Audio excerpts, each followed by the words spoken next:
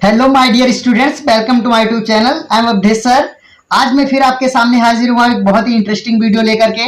आज हम लोग लास्ट स्प्रिंग बाय अनीस जंग के शॉर्ट आंसर समझेंगे और ये वीडियो बहुत ही आपके लिए इंटरेस्टिंग और हेल्पफुल होने वाला है। इसको मैंने बहुत ही मेहनत करके बनाया है और मैं जो भी वीडियो बनाता हूँ बड़ी मेहनत करके बनाता हूँ। और आप लोग फिर भी लाइक नहीं करते हो, कमेंट नहीं करते हो। आप मुझे कमेंट करके जरूर बताया करो कि आपको वीडियो कैसा लगता है। और जो स्टूडेंट्स मेरे चैनल पर नए हैं, जो चैनल को सब्सक्राइब कर लें, बेल आइकन प्रेस कर दें ताकि आपको जो भी आने वाले वीडियोस हैं टाइम टू टाइम मिलते रहें।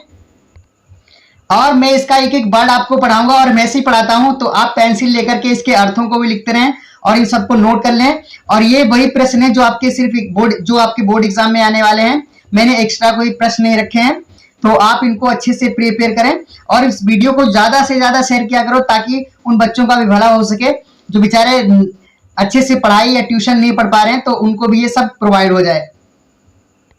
तो शुरू करेंगे बिना किसी देरी के। तो इसका पहला प्रश्न है, व्हाट डिड क्यों अनीस जंग आज पूछा साहब से अबाउट बारे में, द स्कूल के बारे में। स्कूल के बारे में अनीस जंग ने इस साहब से क्यों पूछा। व्हाट वाज, क्या इट्स इम्पैक्ट, क्या इसका प्रभाव ऑन साहब पर, और साहब पर इसका क्या प्रभाव था। तो अनीस जंग आज पूछा साहब से अबाउट बारे में, स्कूल के बारे में, बिकॉज क्योंकि सी वांटेड और चाहती थी, टू नो जानना चाहती थी, हिज इंटेंशन उसका इरादा जानना चाहती थी, अबाउट स्कूलिंग पढ़ाई लिखाई के बारे में। क्योंकि उस पढ़ाई लिखाई के बारे में, शिक्षा के बारे में उसका क्या इंटेंशन है, उसका क्या इरादा है, उसको जानना चाहती थी, इसीलिए उन्होंने पूछा।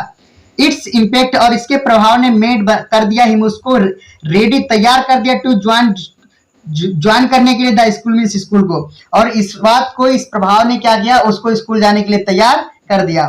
तो समझ में आ गया होगा। आगे बढ़ते हैं। How many Regi Pigors, Regi Pigors कहते हैं कूड़ा बीनने वाले।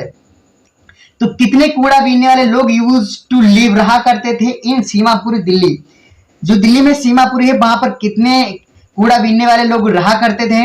हाउ डिड दे, वे कैसे सेटल्ड बस गए देयर, वहां, और वे वहां कैसे बस गए। तो मोर अधिक देन से 10,000 यानी कि 10,000 से भी ज्यादा रेगी पिगर्स कूड़ा बीनने वाले यूज टू लिव रहते थे इन सीमापुरी में, सीमापुरी में रहते थे। दे सेटल्ड, वे बस गए थे देयर वहां, बिकॉज क्योंकि दे वर स्क्वाटर्स। स्क्वाटर्स का मतलब होता है वो लोग जो सार्वजनिक भूमि पर क्या करते हैं, अपना कब्जा जमा लेते हैं और वहीं पर रहने लगते हैं, उनको स्क्वाटर्स बोलते हैं।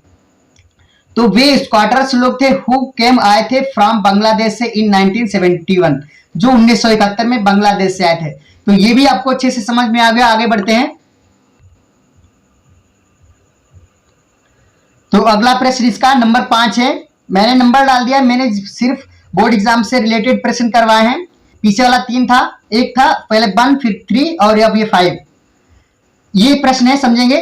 व्हाट डिड, क्यों साहब ज्वाइन कर लिया था जो है काम को, एट द मिल्क बूथ, जो दूध का केंद्र था उस पर उसने काम करने लगा। व्हाट वाज ही पेड, और उसे क्या दिया जाता था, फॉर के लिए ही सर्विस, और जो काम करता था उसके लिए उसे क्या दिया जाता था।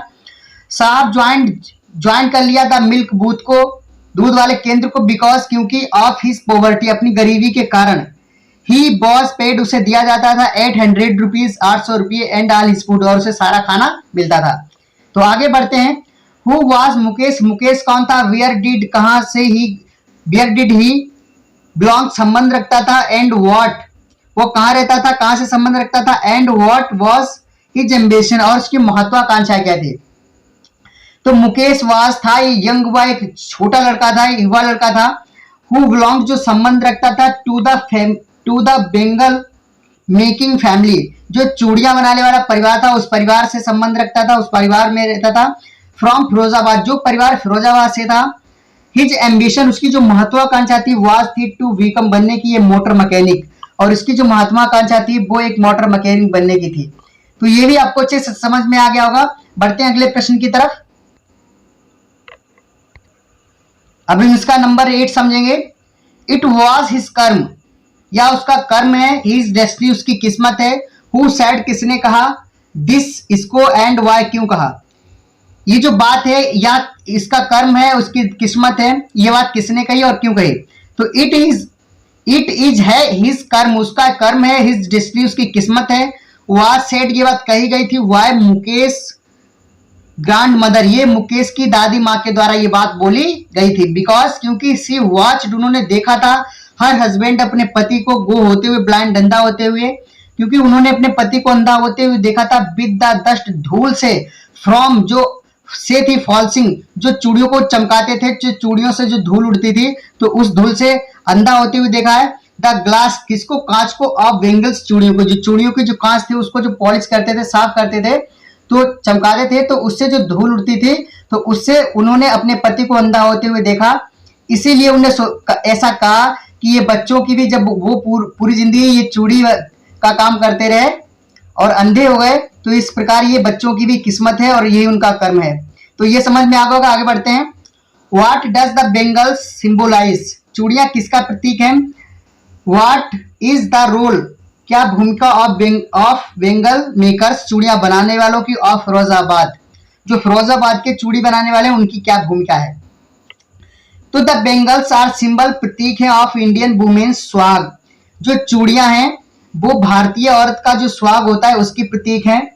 द रोल, जो भूमिका, ऑफ बेंगल मेकर, चूड़ियां बनाने वालों की, ऑफ फिरोजाबाद, फिरोजाबाद के जो चूड़ियां बनाने वाले लोग हैं उनकी जो भूमिका है।